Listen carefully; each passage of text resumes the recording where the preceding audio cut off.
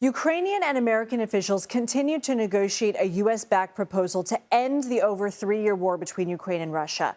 The U.S. has put forward a 28-point proposed plan, which critics say heavily favors Russian interests.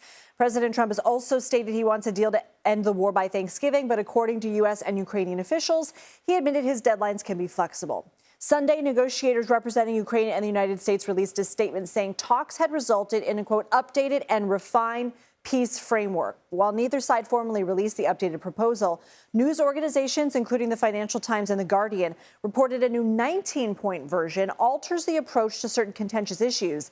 CBS News hasn't independently confirmed the existence of a new 19-point plan proposal, but negotiators are expected to continue meeting throughout the week.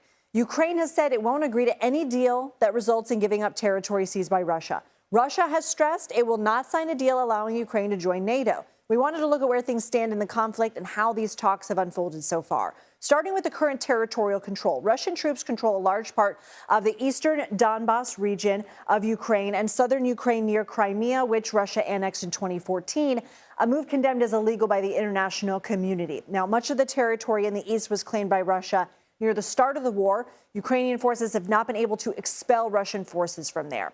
Ukraine's military has been much more successful in taking back control of northern Ukraine, such as the city of Kharkiv. Now, over the course of the war, there have been more than 14,000 civilian deaths in Ukraine since the full-scale invasion began in 2022, according to the United Nations. At least 149,000 Russian military members have been killed, according to the independent Russian news outlet Mediazona. On the Ukrainian military side, there's not an up-to-date estimate, but in June, the Centers for Strategic and International Studies estimated between 60 to 100,000 soldiers have died. Since the war began, there have been efforts to start peace talks between Ukraine and Russia, but the effort picked up steam during the Trump administration.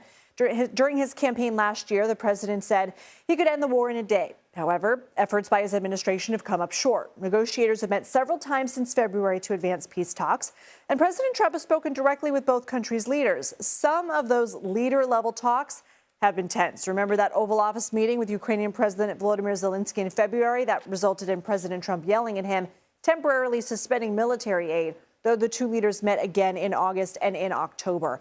That same month, President Trump held a summit in Alaska with Russian President Vladimir Putin, which ended early due to an impasse over the root causes of the war and Ukraine's potential NATO membership. There were hopes for another summit with President Putin in October, but those talks stalled. Earlier, I spoke with CBS News national security contributor Sam Vinograd about these negotiations and whether Ukraine would accept a proposal that requires so many major concessions to Russia.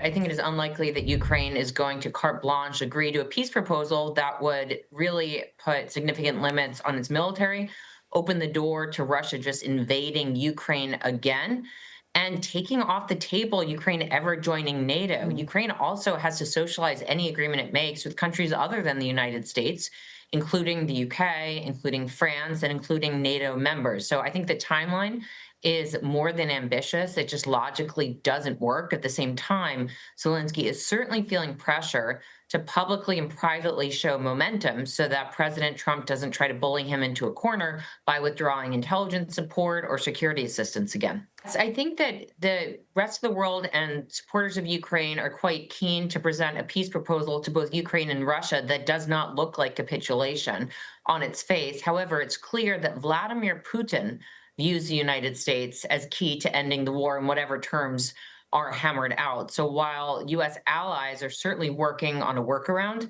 think it's unlikely that Vladimir Putin is going to agree to play ball with anybody but President Trump, which really requires President Trump to show leadership and solidarity with the victim in this war, which is Ukraine.